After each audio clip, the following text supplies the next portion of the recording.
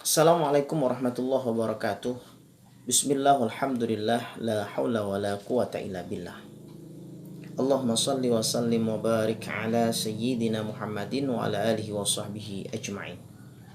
Para sahabat semua yang dirahmati Allah, bersyukur kita kepada Allah Subhanahu wa taala. Salawat dan salam terus kita haturkan kepada baginda Rasul Muhammad sallallahu alaihi wasallam. Para sahabat semua yang dirahmati Allah, ada pertanyaan, dan ini juga sekaligus merupakan permasalahan semua kaum muslimnya berkenaan dengan syaitan, ya, di mana mengganggu di dalam salat kita. Jadi pertanyaannya, kenapa ketika kemudian salat merasa was-was, merasa tidak khusyuk, merasa ada sesuatu yang mengganggu dan sebagainya. Ya, ini sebagian di antara saudara kita, teman-teman kita, sahabat-sahabat kita menanyakan permasalahan di mana ketika dia sholat susah sekali untuk menuju khusyuk, susah sekali karena ada sesuatu, entah itu bisikan, entah itu lupa rakaat dan sebagainya. Nah, maka berkaitan dengan hal ini, sahabat semua yang dirahmati Allah, Rasulullah SAW pun telah memberikan wejangan, telah memberikan pengetahuan kepada kita. Beliau memberikan informasi kepada kita bahwa seseorang yang akan melaksanakan sholat, maka syaitan tidak akan tinggal diam. Semuanya, ya, semuanya, ya. Jadi bukan hanya permasalahan 1-2 orang saja, tetapi semuanya. Sehingga kita wajib menghalaunya, wajib untuk waspada. Ya. Nah, hal ini Rasulullah SAW beliau menyampaikan, dan ini disebutkan, ya, di dalam riwayat Imam Bukhari dan Muslim, dalam kitab As-Sahihain, ya, diriwayatkan oleh Abu Hurairah radhiyallahu an. Inna ahadakum idza qama yusalli ja'ahu syaitanu falabisa alaihi hatta la yadri kam shalla fa idza wajada dzalika ahadukum falyahsud sajadatain.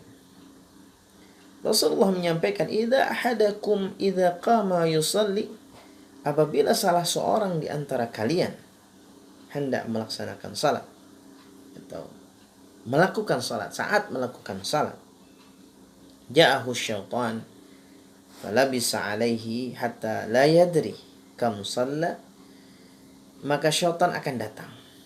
Syaitan akan datang, ya, syaitan akan datang dan menghampiri, atau syaitan datang menghampiri dan membuatnya dia ragu-ragu hingga dia tidak mengetahui berapa jumlah rakaatnya. Jadi dia lupa terhadap rakaat salatnya karena diganggu, dibikin was-was, dibikin lupa, dibikin lalai, dibikin tidak merasakan dan tidak ada roh di dalam salat itu. Jadi seperti hanya gerakan saja, tiba-tiba kemudian lupa. Loh, ini berapa rakaat? Ya. Jadi seperti itu. Padahal bisa jadi seseorang itu awalnya mengingat-ingat rakaat pertama, rakaat kedua. Tiba-tiba setelah itu sejenak saja itu sudah lupa. Ini tadi rakaat keberapa ya? Masya Allah. Ini sering terjadi dan dipertanyakan juga kepada kami. Ya, dan tentu ini menjadi permasalahan semua bagi kaum muslimin ketika kemudian menjalankan salat ini muncul.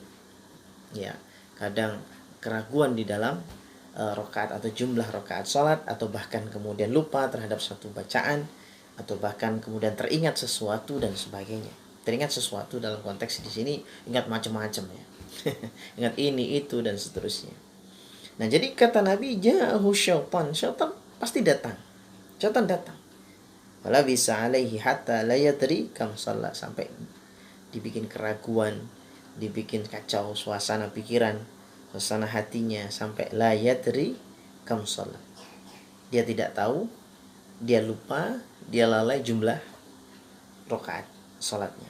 Fa idza wajada dzalik, dan apabila kamu mendapati seperti itu, artinya kita dalam kondisi ragu berapa jumlah rakaat salat, ya, falyahsud sajadatain. Rasulullah mengajarkan satu amalan juga, yakni di dalam sholat itu yaitu apa? Menambah dengan sujud sahwi. Ya, kalau tadi ragu ya antara 3 atau 4, ya 3, karena ragu kan. Ragu ini tadi 3 atau 4, ya 3 yang bawah ya. Ya, kalau misalnya ragu tadi ada satu bacaan yang terasa kurang, ya kalau misalkan tadi ada keraguan jumlah rakaat, tambahi rakaat satu lagi, lalu kemudian ditutup dengan sujud sahwi. Itu solusi yang diberikan, yang diajarkan oleh Nabi SAW. Apabila syaitan membuat kita ragu-ragu terhadap jumlah rakaat, maka tutuplah salat kita, ya. Jadi setelah membaca doa tahiyat, lalu kemudian menambah dengan sujud sahwi. Sujud sahwi. Dan insyaallah ini dalam pembahasan fikih, dan sahabat insyaallah tahu ya terkait dengan sujud sahwi. Ya, 2 kali sujud sahwi. Nah, ini. Jadi artinya apa, sahabat semua yang dirahmati Allah? Jangankan dalam kehidupan kita sehari-hari biasa gitu. Dalam kondisi kita sedang sholat pun, di mana seseorang yang ketika mau sholat tuh jelas dia wudhu dulu, jelas dia sudah ada niatan, jelas dia ada upaya pakaian, sarungnya, songkoknya dan sebagainya, ataupun mukenahnya sudah suci, dia pun sudah mensucikan diri, itu pun syaitan berusaha untuk mengganggu. Apalagi dalam kondisi sehari-hari atau keseharian kita, ya. Nah, inilah dimana syaitan tidak bosan-bosan untuk mengganggu kita dalam suasana apapun, bahkan mau sholat pun diganggu oleh syaitan. Nah, lalu kemudian di dalam kaitan sholat, di mana syaitan akan menggoda, mengganggu orang yang sedang sholat, ini dibagi di dalam 2 pintu. Jadi melalui 2 pintu. Ini yang harus kita tahu, 2 pintu. Pintu yang pertama adalah pintu yang ditangkap oleh panca indera. Jadi syaitan akan berusaha masuk ke dalam melalui gangguan panca indera. Misalnya ada yang kemudian tiba-tiba mendengar suara keras, atau ada suara bisikan-bisikan, atau melihat sesuatu dan sebagainya. Sehingga dalam konteks ini Rasulullah pun dan juga para sahabat dan sekaligus kemudian juga para ulama mengajarkan, apabila kemudian kita melakukan sholat, ya maka hindari di depan itu pandangan-pandangan yang bisa mengganggu, ya, sesuatu yang pandangan, ya, artinya entah itu berupa interior, ya, atau mungkin berupa lukisan dan sebagainya yang sifatnya mengganggu, ya. Nah, bahkan sesuatu yang mengganggu itu ya macam-macam, entah misalnya sajadahnya mungkin terlalu banyak lukisannya atau gambar-gambarnya, ini bisa mengganggu, ya, bisa mengganggu suasana pikiran, bahkan kadang-kadang terpikir sesuatu. Ya, jadi kadang ada misalkan sajadah yang bermotif-motif macam-macam, ya, lalu kemudian entah terlihat monyet lah, entah terlihat kelinci lah, entah terlihat aja, padahal awalnya enggak gitu. Awalnya ya berupa gambar-gambar biasa atau semacam lukisan motif biasa, tapi ternyata ketika kemudian sholat itu bisa jadi tergambar sesuatu, ya. Sehingga pernah ketika Rasulullah SAW waktu itu, ya, diberikan baju oleh salah seorang sahabat yang bernama Abu Jahm, ya, lalu kemudian beliau mencopotnya sesudah sholat itu, dan kemudian Rasulullah menyuruh kembalikan baju ini kepada Abu Jahm, karena baju ini telah melalaikan aku dari sholatku, dan bawakan untukku pohon mangga milik Abu Jahm, ya, dan seterusnya dalam teks hadis ini, ya. Jadi maksudnya kalaupun kemudian Rasulullah mengembalikan baju ini karena memang baju ini ada sesuatu gambar atau motif yang mengganggu beliau, ya, lalu kemudian beliau pun minta kalaupun berkenan Abu Jahm memberikan yang lain. Memberikan yang lain, misalnya ini salah satunya pohon mangga. Mungkin seperti itu ininya, ya, teks kelanjutan hadisnya, ya. Jadi ini juga menjadi saran bahwa kalau kita salatnya dengan kaos-kaos, ya, baiknya yang polos saja, atau baju yang polos, yang tidak sampai kemudian ada gambar-gambar yang akhirnya membuat kita nggak khusyuk, atau yang di belakang kita jadi nggak khusyuk. Kadang Ada yang menyampaikan juga ketika sholat sarung aja ada tulisan sarung cap ini ya, sarung cap mangga, cap duren atau sarung cap salak dan sebagainya. Itu aja kadang terbaca. Ya, jadi kalau kadang-kadang begitu itu kadang masuk gitu ya. Wah, depan saya sarungnya cap mangga, depan saya sarungnya gajah berdiri atau gajah duduk dan sebagainya dan seterusnya. Nah ini jadi oleh karenanya syaitan berupaya macam-macam melalui mata, melalui telinga, melalui seluruh indera ini bisa dimanfaatkan oleh syaitan sebagai pintu masuk mengganggu salat kita. Kemudian yang kedua, yang berhubungan dengan hati atau suasana perasaan. Ya, suasana perasaan. Nah, ini macam-macam karena mungkin kita lalai ya, dilalaikan oleh kegiatan-kegiatan kita, lalu kemudian kita sholat. Ini pun kadang bisa masuk. Ya, entah teringat kunci lah, teringat sepeda motor, teringat helm, ya, teringat cucian, teringat masakan, ya, teringat macam-macam, teringat pekerjaan dan sebagainya. Ya, ini kaitan dengan urusan-urusan dunia itu terbawa ke dalam perasaannya, ke hatinya. Ini juga bisa jadi. Bahkan barang yang lupa bisa jadi itu teringat saat sholat. Siapa yang mengalami kondisi seperti itu ya?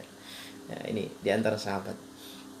Jadi memang luar biasa. Kenapa kemudian mengkondisikan dengan sholat sunnah terlebih dahulu, sholat sunnah qobliyah? Ini karena memang sebagai sarana untuk latihan supaya ketika masuk sholat fardu ini akan tertata hatinya. Ya, bahkan sampai-sampai doa ya yang kemudian diajarkan ya kepada kita ya, masya Allah, ada satu doa di mana doa ini luar biasa juga. Allahumma ja'alid dunya fi aidina wa la taj'alha fi qulubina. Ya Allah, jadikan dunia itu hanya berada di tangan kami saja dan jangan engkau menjadikannya di dalam hati kami. Jadi kalaupun dalam urusan dunia kita sibuk di dalam urusan-urusan sesuatu ya, maka cukup di tangan kami saja, jangan sampai masuk ke dalam hati, terutama saat sedang sholat. Nah ini jadi kita semua ya, artinya urusan sholat yang kemudian susah khusyuk, was-was, kemudian seperti terdengar sesuatu atau bahkan lupa rakaat dan sebagainya, ini bukan permasalahan 1-2 orang, tetapi banyak di antara kita ya kaum muslimin yang mengalami itu. Sehingga solusinya ya persiapkan betul, tata betul hati kita saat akan menunaikan sholat. Ya, saat akan menunaikan sholat tata betul. Ya, jadi hilangkan was-was, hilangkan keraguan, ya, dan fokus. Latihan fokusnya bagaimana? Ya, kalau di dalam latihan fokus yang lain kita berhasil. Contoh kita fokus WA gitu, main WA, main HP, itu fokus 1 jam pun khusyuk. Contoh nonton TV juga begitu, makan juga demikian. Tetapi sholat yang hanya sekitar 4 menit, 5 menit, ya, ini kadang-kadang dibuat gak khusyuk. Nah inilah yang harus menjadi PR kita bersama, menjadi tugas kita bersama untuk bagaimana melatih, mengkondisikan. Ya, pintunya 2 tadi. 1 panca indera dan yang kedua adalah suasana hati. Oleh karenanya bagaimana pintu itu kita tutup. Ketika dalam konteks ditutup ini bukan menutup sebagaimana jendela, sebagaimana pintu rumah, tidak ya, tetapi mengkondisikan bagaimana supaya 2 pintu tadi, panca indera maupun kemudian hati, itu benar-benar bisa menghalangi syaitan untuk melakukan gangguan kepada kita saat kita menunaikan ibadah sholat. Mudah-mudahan sholat kita semakin khusyuk, semakin bermakna, dan tentu diterima oleh Allah Subhanahu Wa Taala. Dan dengan sholat itulah kemudian kita akan dilindungi oleh Allah, dicurahkan rahmat, dimudahkan urusan-urusan kita, dikabulkan doa-doa kita, dan dilindungi kita oleh Allah Subhanahu Wa Taala di dunia wal akhirah, di dunia maupun di akhirat. Demikian, mudah-mudahan terjawab pertanyaan dari sebagian sahabat, dan mudah-mudahan kita semua dimudahkan untuk lebih khusyuk lagi di dalam sholat-sholat kita, insyaallah. Wassalamualaikum warahmatullahi wabarakatuh.